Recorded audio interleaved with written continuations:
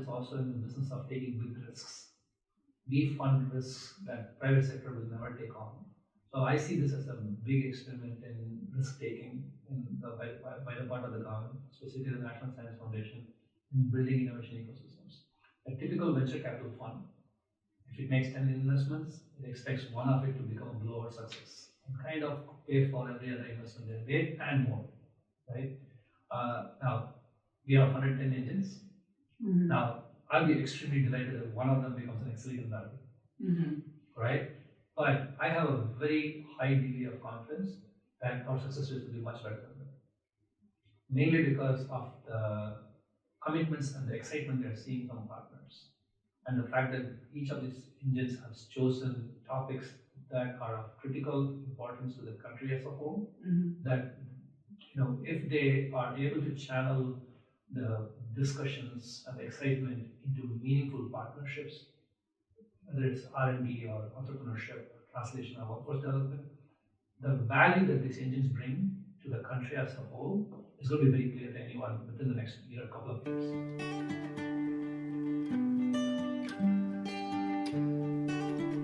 We believe that anyone, anywhere can make startups. After spending more than a decade building our own company, we've learned a ton. We've mentored founders and built startup communities. We've helped craft government policies, and we've also invested in businesses.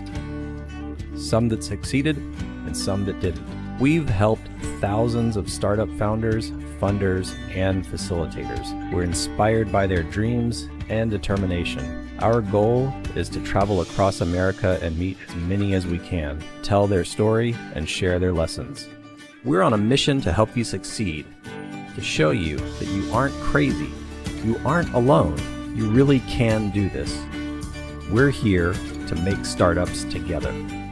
Well, first off, just wanted to say thank you for taking the time with us, giving you a little bit of context of who we are and why we're even having these conversations. We work with public and private sector organizations to do predictive modeling and KPI tracking of startups and entrepreneur support organizations. And the idea is, how do we both help create capital options for the founders and unlock those funds by better measuring performance around what support organizations do. Mm-hmm. And we have been going around the country meeting with support organizations and their stakeholders in their ecosystem, whether it's founders or funders and whatnot, to get an idea of the work that they do, the importance of it, and the impacts that have been created as a byproduct. And we thought that it was a really interesting time to have the conversation about the American startup ecosystem. And so you get the slight burden of representing America in this conversation. Wonderful. National Science Foundation. And so really just to get started, if you can introduce yourself and your role and kind of big picture, how you see the startup ecosystem. I'm Thyaga Nandagopal. I am a division director within the newly created Directorate of Technology, Innovation and Partnerships within the National Science Foundation. This is the first directorate that NSF has created in 30 years. And it was the mandate for the directorate is in the Chips and Science Act of 2021. We were created about 3 months before the Chips Act passed, maybe 4.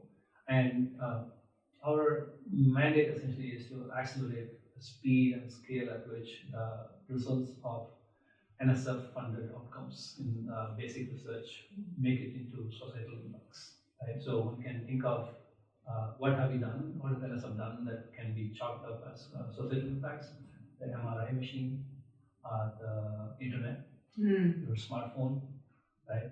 Semiconductor investment. So all the things can be chalked back to NSF's investments in basic R&D that, through a series of long, complicated journeys, ended up being the game changers that we think of today.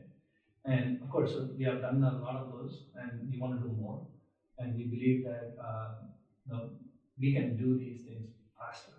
And instead of taking 20+ years for a basic scientific result to make it into practice, into a product or a service or a policy, we could influence that at speed and make it happen within a 5-year window or even faster than that. That is the basic premise, and the scale of it, right? It shouldn't be just a few disciplines that this kinds of translations happen. When we're talking about geosciences, we're talking about climate tech, it's like a huge deal right now. We have to tackle this problem. And can we make this happen at scale, bringing all the geosciences research to bear into compelling solutions that can solve a societal need in the climate arena? That's something that we would love to tackle. So looking at speed and scale at which this mapping happens is our fundamental goal. Now, along the way, to do that, we know that we cannot do this all by NSF. NSF is a small agency, a mighty but small agency. Right? We have to work in conjunction with other federal agencies. We have to work with the private sector. Right? So we can create a startup. The startup, in order to become successful, needs private capital. Right? So we hope to establish robust partnerships with industry, private equity, venture capital funds, and others to help accelerate this, continue that acceleration. Right? And innovation, of course. We want to make sure that we are at the leading edge of innovation around the country, around the world, and focusing on the emerging tech areas that the nation sees its competitiveness, be influenced by. How do we stay at the leading edge, for the next 100 years? That is again going to be something that we are going to be focusing on. So bringing the technology to bear, ensure that innovation happens fast, and we do so by creating meaningful partnerships domestically, with different sectors, including state and local governments and private sector, as well as internationally. It's something that we are keen on establishing. One of the impressions that I always have had about the NSF is that it was, by name, of course, very focused on the science and the research side around everything that ultimately has a lot of downstream impacts relative to entrepreneurship. And when the NSF Engines Program began, to me that seemed like actually a pretty significant shift towards being more direct in its engagement towards the entrepreneurship side. How would you see that, and was there anything that precipitated that shift? Right. It is not a big shift, if I can say. Right? Many people who are, if you're very familiar with NSF, you probably recognize that NSF has been funding the component pieces of what constitutes an engine for a very long time. We fund R&D. We have had a robust translation program in terms of partnerships for innovation and small business innovation research efforts. We were the first agency to start the program, SBIRs, right? Okay. So, and that became a federal-wide program because of the success it had. So we have been doing that. We have been engaged in workforce training. So we have an entire directorate that's dedicated to ensuring that the STEM talent development, its needs are being met and funded. So we have different pieces in there. What was missing was the notion of challenging a region to take advantage of all the resources that they have and kind of act as a catalyst to see the massive growth that needs to happen. So that's what the Engines trying to do. The NSF Engines Program is an attempt by NSF to stimulate the kind of connections that need to happen among the different players who already are present in an ecosystem, but they're not quite exploiting the value that each other bring to the table. By providing the seed investment of $160 million over a 10-year window, we are hoping to jumpstart those relationships and those conversations and the deriving of value from each of the different resources and stakeholders. So they can essentially accelerate the growth themselves. So we don't want to be in the business of, tell me which startup you want to fund and we decide whether we want to fund or not. We want to give them money in bulk and let the regions make the decisions based on the local needs, local talent, local assets, without having to wait too long. Right? As you know, sometimes federal decision processes take many months. And what if we simply empower the local regions to do this on their own timescales, at a short-circuit the entire decision process and just do this faster? Again, going back to the speed and scale argument. Okay? Help regions do this at their own pace, as fast as they want, at the scale they think is important. So NSF Engines is a fairly new program. Has it been in place long enough for you to begin to see impacts relative to it? Well, so we announced the awards just a couple of months ago, right? Okay. Obviously, 2 months is too early to look for outcomes. But there is one significant outcome that I already know we are successful at. For an NSF engine to be successful, they have to demonstrate robust pathways to sustaining the kind of growth that they anticipate to have. And that sustenance comes from capital, commitments from others to say, yes, we are also invested in this. Mhm. So our initial investment of 10 engines was for $150 million, $15 million for first 2 years across 10 awards. Mhm. What we ask the engines to demonstrate is, show us what your partners are willing to commit as well. Resources, not in kind. We're talking about cash, right? The meaningful resources that can be deployed at will by the engine to help accelerate activities. Mhm. We've seen every dollar of NSF being matched with $2 from other partners. That is a big statement. Now, ultimately, we want these engines to be able to raise $10 for every NSF dollar invested at a minimum over a 10-year period. But to start with that 1 to 2 match, it's already a game changer. Mhm. I mean, I can attest from my community, and I guess to where we are, that the Engines program has allowed us to bring people to a table in a way that we haven't before. I think that we've operated in silos that it has already begun to break down, even in a phase 1 level of this program. And so, yeah, it's interesting for me to think about what the impacts of this would be over a 10-year timescale. But if you were going to forecast that, what do you think that a successful engine program would look like after 10 years? Yeah. This is a place where often people say government should work like industry, Mhm. the efficiency of industry. I say yes, right, but the government is also in the business of taking big risks. We fund risks that private sector will never take on. So I see this as a big experiment in risk taking by the part of the government, specifically the National Science Foundation, in building innovation ecosystems. A typical venture capital fund, if it makes 10 investments, it expects one of it to become a blowout success and kind of pay for every other investment they made and more, right? Now, we have 110 engines. Mhm. Now, I'll be extremely delighted if one of them becomes an Silicon Valley, Mhm. right? But I have a very high degree of confidence that our success rates will be much better than that. Mainly because of the commitments and the excitement they're seeing from partners.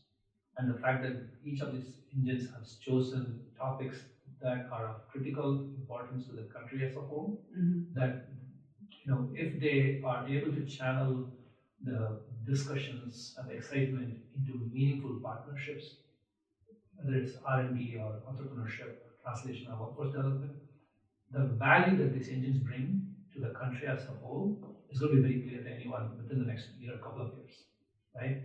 And that will automatically make them a magnet that will draw investments from everywhere in the world. That's what makes Silicon Valley successful. You want to do a startup in the tech business, you want to be in Silicon Valley. Why? Not because that's where the capital is, but that's where you get the talent. Mhm. That's where you get new ideas. If you get a roadblock, if you hit a roadblock, you know who to talk to make it go away, right? So access to capital, talent, and everything happens in these innovation ecosystems seamlessly, with less friction. And our hope is by making these innovation ecosystems, these engines, magnets within the regions for these topics that they pick, they can easily also become those centers of regions of excellence. Mhm. And I have a very high confidence that maybe not all of them, but a good number of them, more than one, right, will become one of those. Yeah, I mean, I would even just look at it and say, as someone who has lived and worked in the Silicon Valley ecosystem and lived and worked in the Augusta, Georgia ecosystem, that the thing that was always such a magnet about Silicon Valley was that you believe that the impossible is possible because there's such a tremendous amount of resources and investment, and it establishes this confidence in people that they can take on insurmountable challenges. And the reality is, when people decide to take them on, we're usually pretty good at solving them. And I think that this step of believing in other communities around the country is transformative. Is Engines a one and done program? No, ultimately, our hope is that NSF is going to continue to fund science at like ever increasing levels, and the nation clearly has recognized that our growth, future growth, both current and future, is going to be based on the foundation of scientific progress. And we see the engines as an emblem of how we can make base-based innovation really cause a region to take advantage of the scientific outcomes and create economic value, societal value as a whole. So our belief is that if we are successful in what we do, Congress will continue to, in fact, it will encourage us and require us to do more and more of these, right? So yes, we do not think it's a one and done program. We already have the next round of the funding opportunity out on the street right now, which I'm hoping we are going to see a similarly robust response as we got for the first round. And we hope, ultimately, if we are successful, every state will have at least one engine. Do you find, so like one of the things that I see in the work we do, whether it's in Augusta or California or some of the other entrepreneurial organizations, is we see non-traditional people coming to us with ideas, startup ideas, founders. They come to us like, I just need a little seed fund, but they're and a lot of times they're independent, so they're not aligned with an academic institution. They may have the street smarts, but not the book smarts in the traditional way. And I was just curious, what could we say to them about this program that you're currently conducting? Is it something that they have to move to that area to be one of those people, or are there other ways to do it remotely or without being so geo-based? Well, I think there are two different questions in there. One, does an innovator need to be affiliated with an academic organization to continue to get money to pursue their thing in the innovation, right? Yeah. The second piece is, do they have to be in the region?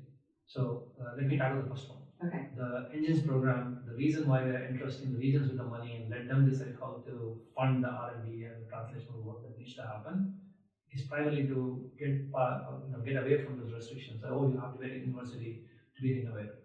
Anyone can be an innovator. It's up to the Engines leadership team to figure out how to identify and support them. Big shift. Okay. Everything it can be an individual for all we care. Yeah. As long as the Engines leadership team knows how to recognize and fund them and monitor them and support them, fair game, right? So broaden the scope of innovation from day one. So that's something that we are hoping to do. The second question about, do they have to be in the region to innovate? We hope that the investments that are happening in the region by the engine are going to draw talent and capital and ideas and innovation into the region. So you may be in Georgia. Yeah. If you get somebody from Colorado who says, I have something interesting, we hope that you're going to draw them to the region and say, come set up shop here. We'll give you what you need. And they see the value to come, not just to come and set up shop, but also to stay there, because they find this place as the place where they can actually not just scale up, but also get the right talent they need to execute on that idea as the scaling happens, right? And they also get access to the right capital, the skill set in terms of lawyers and auditors and others that they need to set up a successful business. Yeah. We hope all of that becomes an attractive feature for drawing people in. I go back to the notion I said. These are not just catalysts, they also have to be magnets that draw people in. That's the hope. Okay, that's a good idea. Yeah. Do you see an opportunity for Engines, or I guess it's the intent for Engines to form broader geographic collaborative networks, or to stay focused in specific regions? We really hope that the networks form naturally and organically. So if I think of, let's take a successful example like Silicon Valley or Israel or Singapore. Capital in Silicon Valley doesn't stay in Silicon Valley. They invest where they can, right? And as they mature, they draw those companies into the region, right? There are a lot of successful entrepreneurs who move between Israel and Silicon Valley or Boston, but they just go where the ideas will get the maximum chance to thrive, and they have talent across the different pools, right? So yes, we don't want to put boundaries. We actually hope that networks can be more successful than the individual engine itself. So we do hope that the engine realizes that over time, that in order for them to achieve more success, they will expand their reach and find the right partners across the different ecosystems that exist. If someone's from a community that might not have, a tier one research university or anything like that, is there an opportunity within this program for them to compete? Absolutely. Now, the thing to remember about tier one institutions is they are broadly good at many things. A tier two institution, an R2 as we call it, they can be amazing at one thing. The category is specifically focused on R&D spending and number of PhDs produced. That's across all scientific disciplines, right? You could have an R2 that's extremely world-renowned, like very good at what it does in robotics, right? They may not produce much scientific output in other fields. You can create a center of innovation, a region of excellence around that particular space that they're good at, right? It's a slightly different mindset that typical institutions adopt, because most universities, they want to go from an R3 to an R2, they want to go from R2 to an R1, because that's how they measure success for themselves, right? How do I get to that next stage, right? The gauntlet that we are throwing down to these institutions is, that's fine, you can proceed along the path, but while you are in this state, while you are in the R2 or R3 status, identify where you have the best capabilities and most talent, and see if you can build an ecosystem around it. And we are happy to hear that case. And do you have to be from the university, or can you be from, your own independent organization in town to lead one of these? Absolutely. This is the reason why the Engines competition is open to all types of organizations. So in fact, this round, we even allowed the state, local, government, economic development agencies to become leads as well. Because we don't think of the universities themselves as always the right entities to lead the economic development, because it may not align with their mission, or it may not be the primary focus for them. And we want the entity that's leading this activity to focus full time on this particular goal of the engine. And if it turns out that it's a non-profit or a local government or a state government agency that's more capable or more willing to do that, they probably should be the ones who should be leading. And do you find in the scope of, the idea that you launched this program, you've made it broad, you've changed sort of the expectations of like who those partners could be, would you also say that the definition of technology has become broader? Have you redefined what it means to be an innovation and technology partner in that space? And what does that look like? Yeah, technology is it's a fairly broad term by itself, right? And most NSF investments, when we go out there, they say, well, we are supporting all NSF funded areas. In this particular case, we have come out and said very clearly, we are happy to support a much broader definition from day one, right? Okay. So we have an engine focused on regenerative medicine. One can argue, but that seems to be a health-focused one. Yes, why not, right? They are not just focused on health, the medicine piece of it, but also the manufacturing of it. So you see technology come in along with the health and the science aspects of it, and that's fair game for us, right? We have many types of development awards that are focusing on space, like space-based technologies.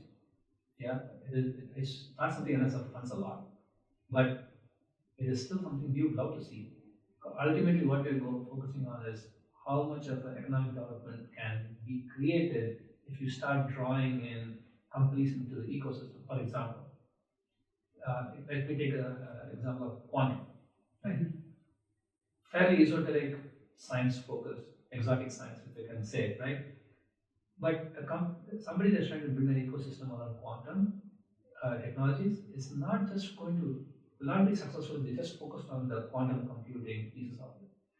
The ecosystem involves people who make the cryogenics, people who make the novel materials, people who can scale those things up, right? That's like traditional engineering, if you can think about it, right? They have to also be in the area. So the engineer will have to think about, how do I attract and do the right thing for all of those entities to feel that this is the area they should come and do business with. That's what will make them successful. Yeah, so we're broadening the definition of technology in what we will find here, but again, hoping that the proposers would understand that they need to think broader as well. Yeah. Right? Not just a narrow focus on the one tech that they think, but also the ecosystem that needs to support the technology if it has to become the robust engine of growth. Yeah. So it might be perhaps a little bit of a selfish question, but I think it would be one that applies to a lot of others as well, which is, let's say you're a community that got a phase 1. What are the things that you are looking for them to demonstrate to go to phase 2? Well, we are expecting everybody to demonstrate similar things, right? So the criteria for a phase 2 is going to be the same, whether you have a phase 1 or not, right? And I think that's laid out in the solicitation funding opportunity. And again, R&D, showing like what's your strategic mission for R&D? What is it that you're going to pursue? What is your translation plan?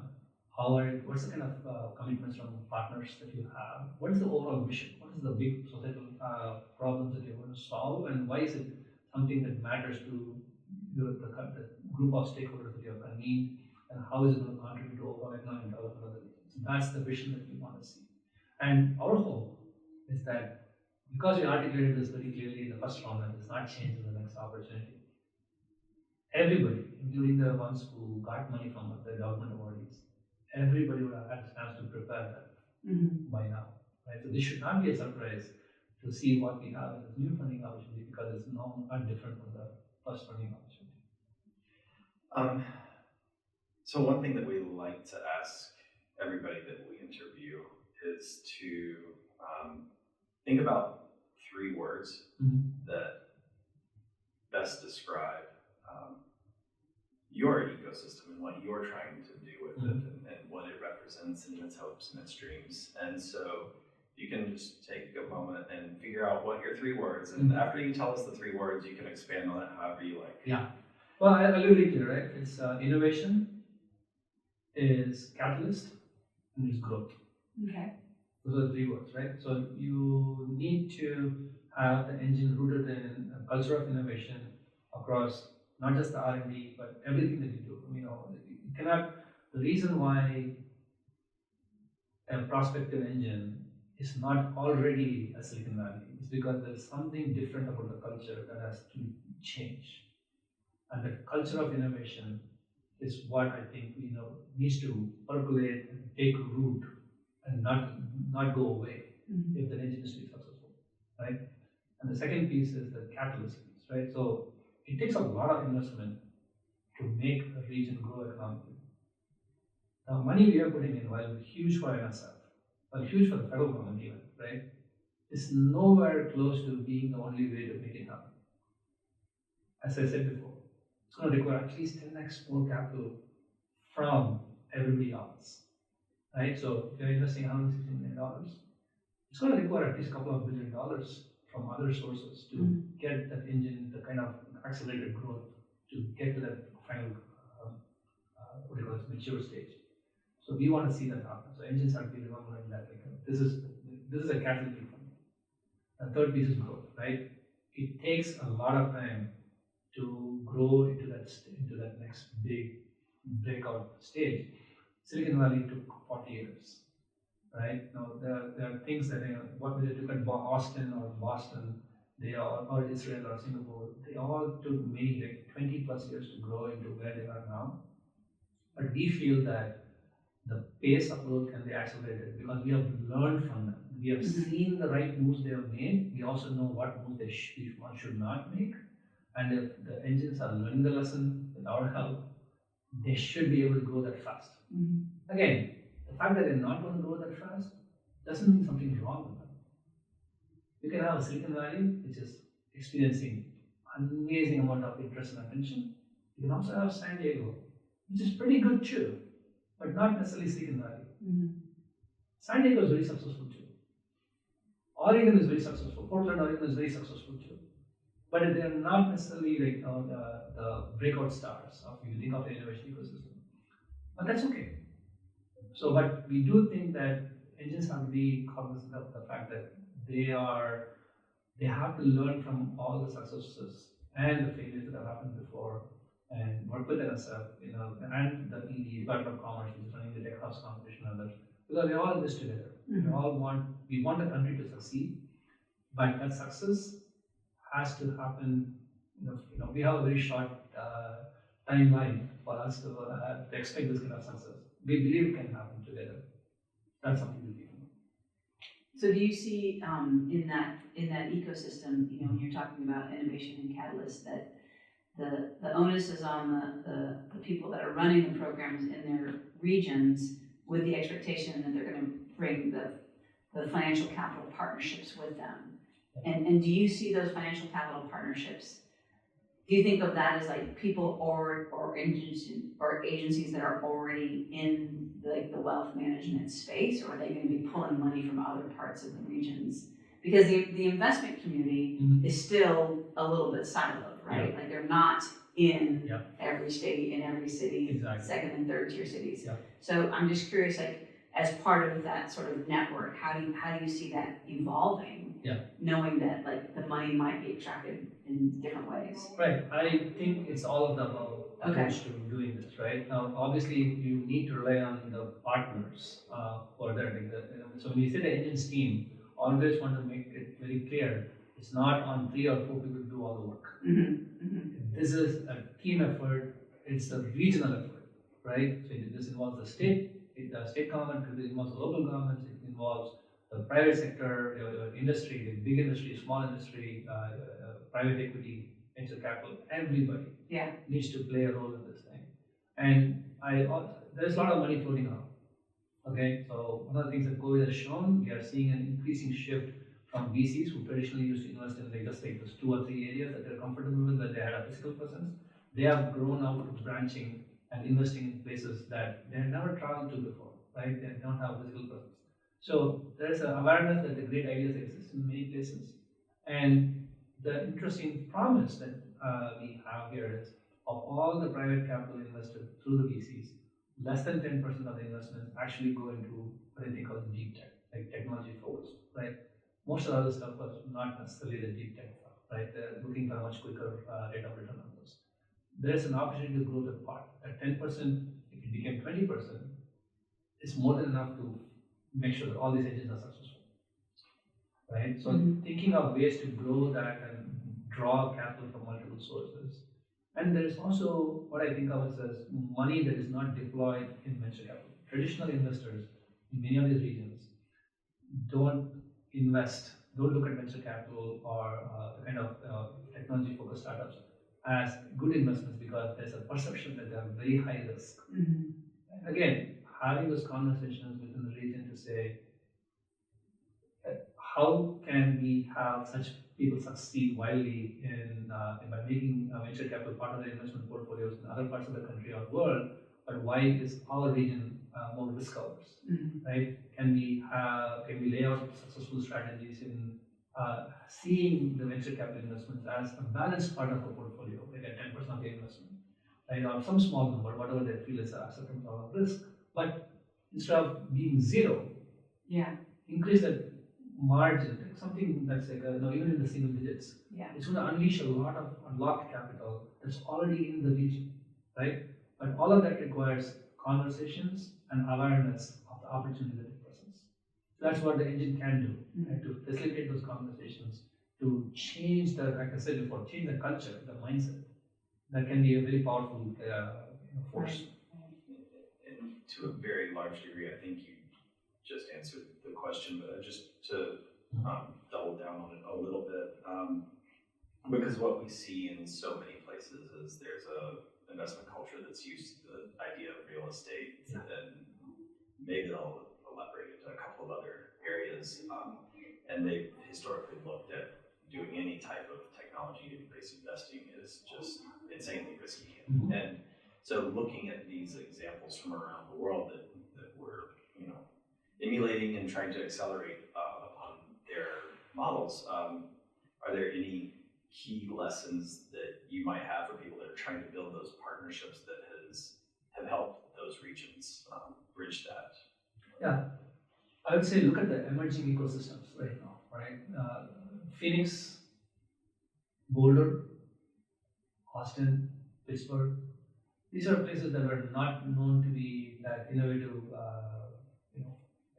ecosystems like maybe 20 years ago, right? They are much more old school, traditional places, and they have transformed themselves now. and the mindset has shifted there in the industry. I'm not saying they're fully out there, but there's a shift that has happened there, and more capital is being unlocked within those regions. So it's great to look at those folks and say, what did they do to change the mindset, to get the key investors, the key community leaders to kind of start thinking this way. And that message can be very powerful. Like maybe not all of them will have the message that is appropriate, but somebody will have the right message that will resonate within your communities. Okay. Well, I appreciate your time. I don't know if there's anything you think that we left off from here. But... No, I would say that we have a lot of hope for this program. We think of this as encompassing everything that NSF would like to see happen as a result of its science-driven mission to deliver value for the country at large, right? To help the people realize why science is important. Mm-hmm. And we hope that these initial investments and future investments will continue to demonstrate that.